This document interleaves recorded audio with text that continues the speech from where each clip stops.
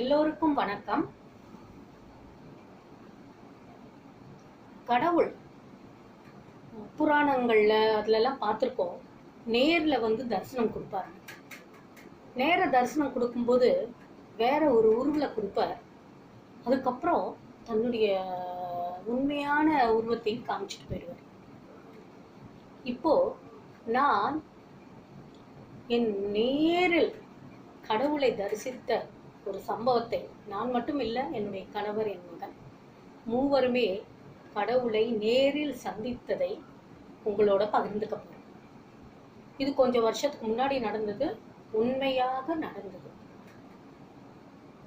நாங்க திருப்பதிக்கு கொஞ்சம் வருஷங்களுக்கு முன்னாடி நடைபாதையில போயிட்டு இருந்தோம். பொதுவாக அந்த மாதிரி நடைபாதையில் போகணுன்ற பட்சத்தில் காலையிலேயே கிளம்பி போயிடுவோம். இப்போ மத்தியானத்துக்குள்ளே அங்கே போய் சேர்ந்துருவோம். அன்னைக்கு ஏதோ ஒரு தடங்கள் ஏதோ இருந்தால அப்படி ரொம்ப சீக்கிரம் கிளம்ப முடியல. அதனால மத்தியான வேலை ஆயிடுத்து. நாங்கள் கிளம்ப ஆரம்பிக்கும் போது கால்வாசி தூரத்துக்கு மேலே போயிருப்போம். அப்போ போயின்னு இருக்கும்போது அடைமழைன்னு கூட சொல்ல முடியாது, பேய் மழை பெய்ய ஆரம்பிச்சிருக்கு. நாங்களும் அதையும் மீறி எங்க முன்னாடியும் நிறைய பேர் போயிட்டு இருந்தாங்க. நாங்களும் அவங்க பின்னாடியே போயிட்டு இருக்கோம். மெதுவா போறோம். ஏன்னா ரோடு முழுக்க, அந்த பாதை முழுக்க ரொம்ப தண்ணியும் சகதியுமா இருந்தது.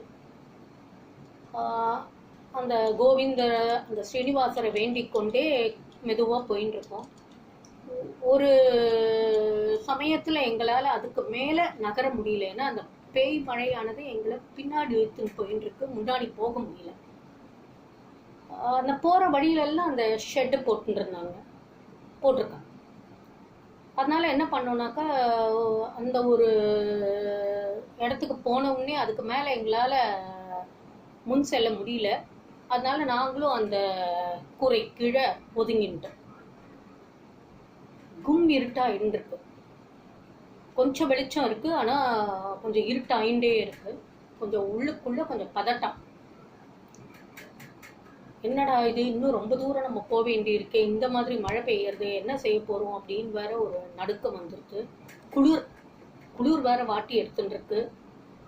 என் பையன் வேற பசிக்கிறதுன்னு சொல்ல ஆரம்பிச்சுட்டு இருக்கான். இது மாதிரி போயின்னு இருக்கு. அப்போ நாங்க அந்த ஒரு கூரை கீழே நின்றுட்டு இருக்கோம். நானும் என் மகனும் பக்கத்துல நின்றுட்டு இருக்கோம். என் கணவர் கொஞ்சம் ஒரு 4 அடி 5 அடி தள்ளி அவர் நின்றுட்டு இருக்காரு. மழை கொஞ்சம் நின்றா கூட, ஆனா அந்த குளிர் வாட்டி எடுக்கிறது, எங்களால நகர முடியல அந்த இடத்த விட்டு. அப்போ எங்களுக்கு கிட்டத்தட்ட ஒரு 40 அடி தூரத்துக்கு பின்னாடி 2 சுவாமிஜிகள் மாதிரி 2 பேர் வந்துட்டு இருக்கா. அவ காவி உடை போட்டுன்னு வந்துட்டு இருக்காங்க. நாங்க இருக்கிற இடத்துல இருந்து அவர்கள் அப்படி ஒரு, அவர்கள் வருது அத்தனை கிளியரா இருக்கு. பளிச்சுன்னு தெரியறது அவங்க வருது. அதுல முன்னாடி ஒருத்தர் வர்றார், அவர் பின்னாடி ஒருத்தர் வந்துட்டு இருக்கார். அந்த முன்னாடி வந்தவர், அவருடைய பின்பக்கம் பாத்தீங்கன்னா, அவர் தலையில பின்பக்கத்துல அந்த வட்டத்துல ஒரு வட்டமா ஒரு ஒளி தெரியற மாதிரி இருக்கு அவர் பின்னாடி. அவர் அந்த தூரத்திலிருந்து கூட எங்களை நோக்கி வர மாதிரி தான் இருக்கு. எங்க பார்வை வேற யார் மேலேயுமே இல்லை. என்னுடைய பார்வை அந்த சாதுக்கள் மேல மட்டும்தான் இருக்கு.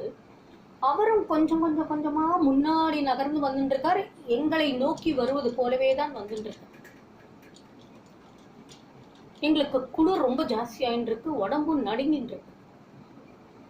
அந்த ஒளிவட்டம் மறையவே இல்லை. அவரை முன் வந்துட்டே இருக்கார். அந்த ஒளிவட்டமும் கூடையே வந்துட்டு இருக்கு. என்னடா, யார் இவர்கள்? இவர்களை பார்த்தால் அதாவது அவர்களுடைய பார்வை எங்கள் மேல் பட்டு கொண்டிருக்கு. அவ்வளவு தூரத்திலேயும் வரவரோட பார்வை எங்களுக்கு தெரியறது. அது எங்க மேலதான் இருக்கு. எங்களை நோக்கிதான் வருவது போலதான் எங்களுக்கு தோன்றுகிறது. என்னால திட்டவட்டமா அந்த ஒளியை பார்க்க முடிந்தது. எங்கே இந்த ஒரு மனிதரின் தலைக்கு பின்னால் ஒரு ஒளிவட்டம் தெரிகிறது என்று என்னால புரிஞ்சுக்கவே முடியல. கொஞ்சம் மனசு என்ன இது அப்படின்னு சொல்லிட்டு கொஞ்சம் பதட்டமா இருக்கு. ஆனா பயம் இல்லை. ஆனா எதற்காகன்ற அந்த கேள்வி மட்டும் மூளையில ஏதோ கேட்டுன்னு இருக்கு. இன்னும் கொஞ்சம் நெருங்கி வந்தாச்சு. கிட்டத்தட்ட ஒரு எங்களுக்கும் அவங்க எதிர் திசையில வந்துட்டு இருக்காங்க. கொஞ்சம் நேர்கோட்டு கிட்டக எங்களுக்கு நேர்கோடுல அவங்க நின்ற போது அந்த முன்னாடி நின்றுந்தார் இல்லையா, அந்த சாது, அந்த சன்னியாசியோட இந்த சுட்டு விரல், இந்த ஆள்காட்டி விரல் என்னை பார்த்து இப்படி என்று காமிக்கிறது பூமியை நோக்கி. எதுக்காக இவர் காமிக்கிறார் அப்படின்னு சொல்லிட்டு டக்குன்னு இப்படி கீழே குனியறேன். அதுக்குள்ள என் கணவருடைய பார்வையும் அங்க விழுறது. பார்த்தாக்க அங்க ஒரு விஷ ஜந்து. அந்த விஷ ஜந்து நம்ம மேல பட்டுதுன்னா உடனே உயிர் பிரிந்து விடணும். அப்படி ஒரு உயிர் ஜந்து. நானும் பார்க்கிறேன், என் கணவரும் பார்க்கிறார். எங்க 2 பேரையும் 2 கைகளாலையும் அப்படி இழுத்துக்கிறார். இழுத்து நாங்க அந்த கூரை கீழேந்து பக்கத்து கூரை கிட்ட போயிடுறோம். அப்படி நாங்க அந்த பதட்டத்துல இருந்த உடனே நிமிர்ந்து பாக்குறோம். அந்த சன்னியாசிகளோ அந்த சாதுக்களோ 2 பேர் வந்திருந்தாங்களே, அவங்க அங்க இல்ல. அவர்களுடைய வேலை அந்த ஆள்காட்டி விரலை எங்களுக்கு காண்பித்து விட்டு மறைந்து விட்டனர். அந்த ஒரு நொடியில கடவுளின் தரிசனத்தை, அந்த ஸ்ரீனிவாசரை நேரில் கண்டோம். சத்தியமாக இல்லை என்றால் அந்த ஒரு மழையில் நாங்கள் பாதையில் நடந்து வந்த அனைவரும் அந்த அந்த இதுல அந்த ஷெட்ல நின்று இருக்கோம். ஆனா இவர்கள் இருவரும் மட்டும் அந்த இதுல வந்துட்டே இருக்காங்க, நடந்து வந்துட்டு இருக்காங்க.